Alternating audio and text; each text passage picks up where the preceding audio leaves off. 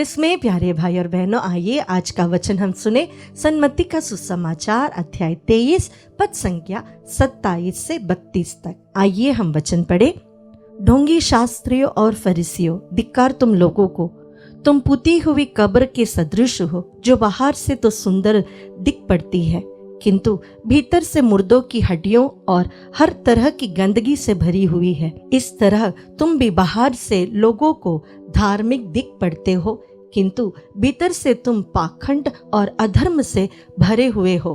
ढोंगी शास्त्रियों और फरीसियों, धिक्कार तुम लोगों को, तुम नबियों के मकबरे बनवाकर और धर्मात्माओं के स्मारक संवार कर कहते हो, यदि हम अपने पुरखों के समय जीवित होते तो हम नबियों की हत्या करने में उनका साथ नहीं देते।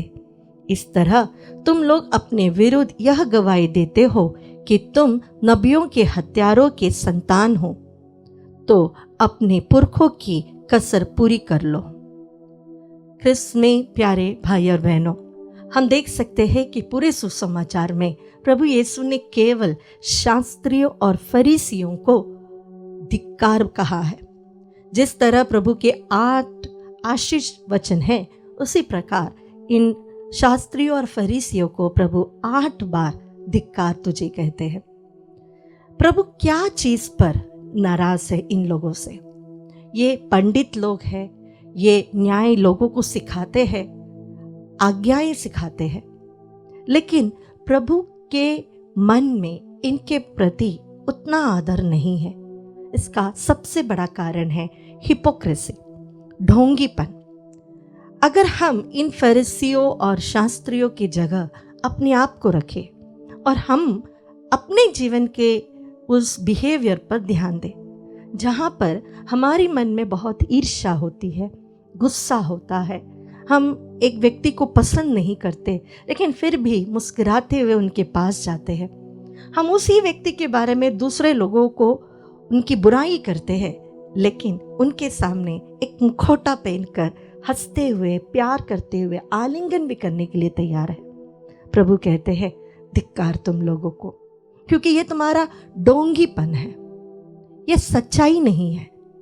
प्रभु जो हमसे कहते हैं कि तुम्हारा हाँ हाँ होना चाहिए और तुम्हारा ना ना होना चाहिए, वही प्रभु चाहते हैं कि हम दिल से बहुत सच्चे हो, हमारा दिल साफ हो और वही जो हमारे अंदर है वही हमारे आचरण में हो।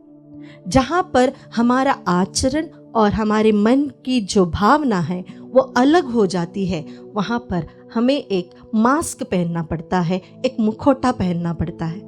प्यारे भाई और बहनों, प्रभु हमारे शब्दों से ज़्यादा हमारी दिल की अवस्था को देखते हैं। जहाँ कहीं पे भी हम बाहर से सबके सामने बहुत अच्छा दिखने की कोशिश करते हैं, प्रभु कहते हैं तुम्हारा अंदर क्या है? क्या तुम अभी नाराज हो? क्या तुम्हारे अंदर अभी गुस्सा है? क्या तुम्हारे अंदर ईर्ष्या है, जलन है, वासना है? और तुम बाहर क्या दिखा रहे हो? प्रभु हमेशा चाहते हैं कि हम जो सच्चाई है उसके मार्ग पर चलें, ना कि हम अपने आप को दूसरों के सामने प्लेसेंट दिखाने के लिए, अपने आप को दूसरों के सामने उनसे भी अच्छा दिखाने की कोशिश ना करें, क्योंकि आप जो है जैसे है प्रभु आपको वैसा प्रेम करता है। आप गुस्सा करने वाले इंसान हो, आप प्रभु के सामने विनम्र होकर कहिए, प्रभु मैं बहुत गुस्सा हो जाता हूँ। आपने अगर किसी के ऊपर गुस्सा किया हो तो आप में इतनी तो होनी चाहिए विनम्रता कि आप उनके सामने बोले कि मुझे गुस्सा आ रहा है।